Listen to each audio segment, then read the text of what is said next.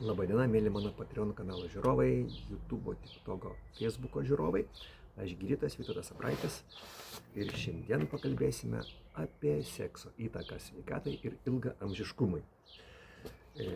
Daug apie tai kalbėta ir susidarius tokia nuomonė, kad seksas gydo nuo visų ligų, vos ne vienintelė sąlyga sulaukti ilgo gražaus amžiaus, tačiau tai nėra visiškai taip, daug kas yra pervertinta. Aš užsirašiau viską, kas siejama su seksu ir pasakysiu, kas yra įrodyta, kas neįrodyta. Pirma, mažėja kardiovaskulinių ligų rizika įrodyta, mažina skausmą neįrodyta, mažina prostatos vėžio riziką įrodyta, mažina krūties vėžio riziką neįrodyta iki galo, gerina šlapinimąsi neįrodyta iki galo, mažina kraujospūdį trumpalaikis poveikis, reguliuoja hormonus trumpalaikis poveikis įrodytas ir gerina imunitetą.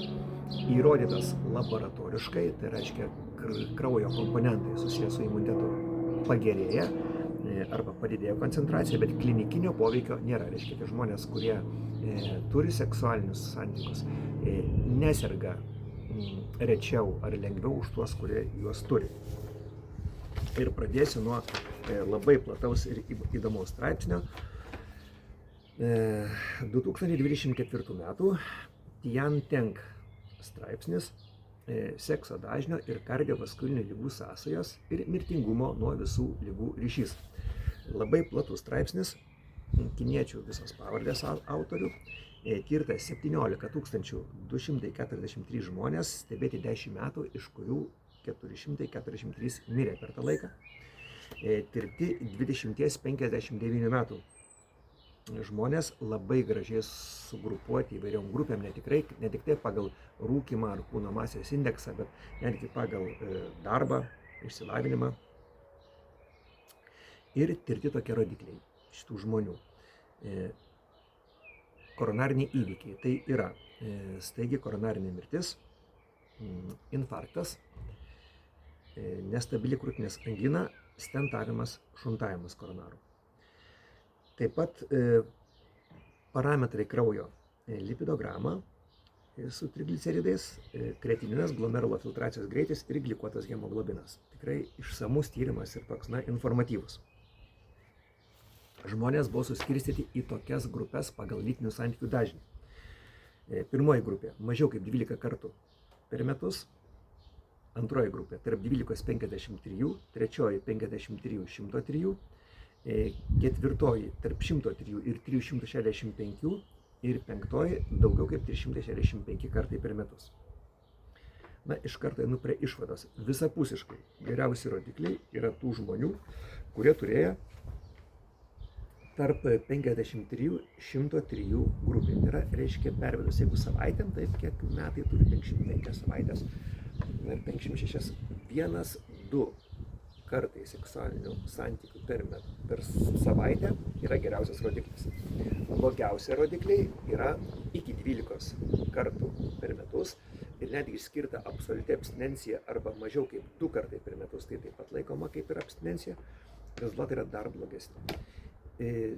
Pilkoji zona arba išvadų negalima daryti tarp 103 ir 365, tai yra kaip ir jau sustoja gerėjimas, daugiau kaip 2 kartai per savaitę, o nuo 365 ir daugiau, reiškia nuo kasdieninių lytinių santykių ir daugiau, jau yra blogėjimo požymiai tam tikrų rodiklių, tačiau statistiškai nepatikimi. Tačiau tiek laboratoriniai, tiek sergamumo išgyvenimo požymiai jau po truputėlį ima blogėti.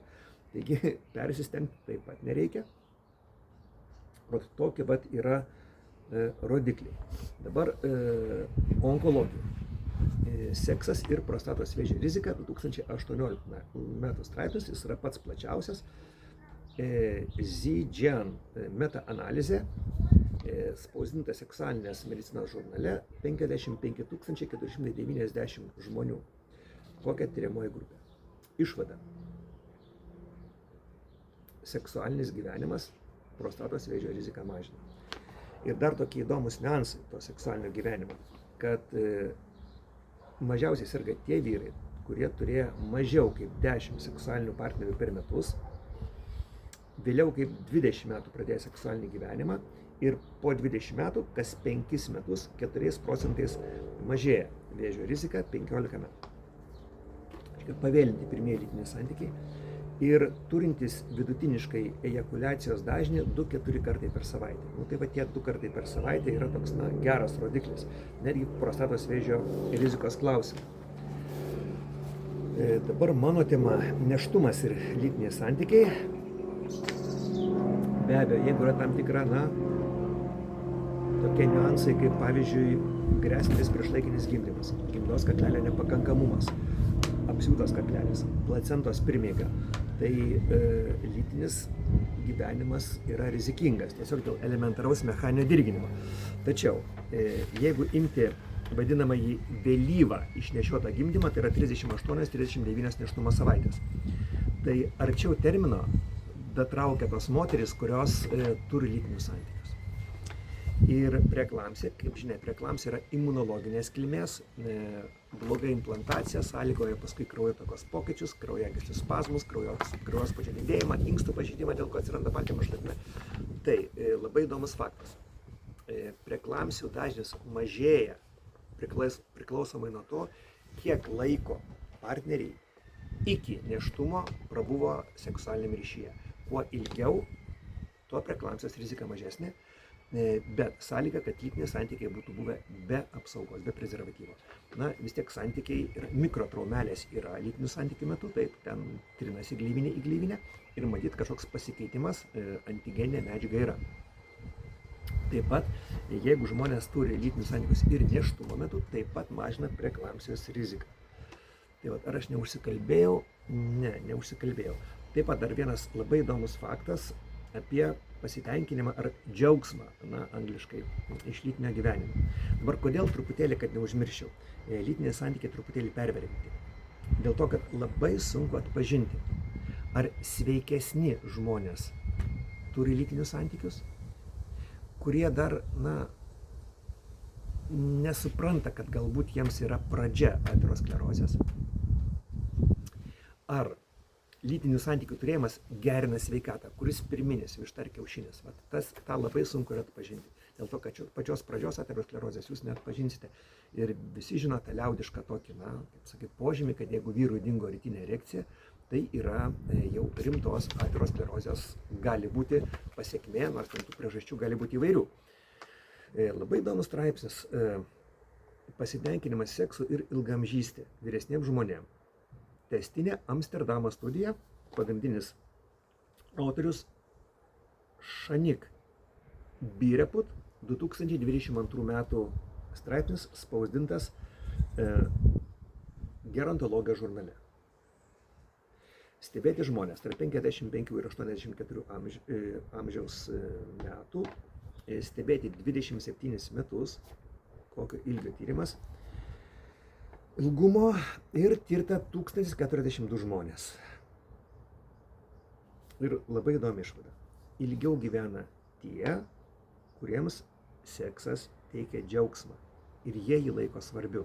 Čia, žinot, yra labai subjektyvų, nes džiaugsmo teikimas vienam ten džiugina, kitą liūdina, bet labai svarbi išvada, kad jeigu žmogus, tiesiog į tą seksą žiūri kaip į darbą, ar ten kažkokį tai gyvenimo kokybės gerintuvą, jam tai visai neteikia džiaugsmo, galbūt netgi nerimą, turi kažkokį tai hiperaktyvų partnerę, tai tokiu atveju geresnių rezultatų nėra.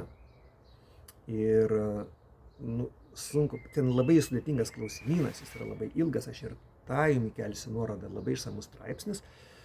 Taigi, mėlėjai, jeigu lytiniai santykiai jūs džiugina, ir jūs pajėgus juos atlikti, tai gyvenkit lytinį gyvenimą apie 2 kartus per savaitę, aišku, čia lengva pasakyti. Nėra taip, kad žmonės, kurie yra vieniši, kurie neturi lytinių santykių, yra kažkam tai pasmerkti. Ir kilmė to pasitenkinimo ar džiaugsmo lytiniais santykiais yra tai, kad tai yra hormonų pokyčiai. Sumažina kortizolį, padidina oksitociną, dopaminą, vadinamosius laimės hormonus.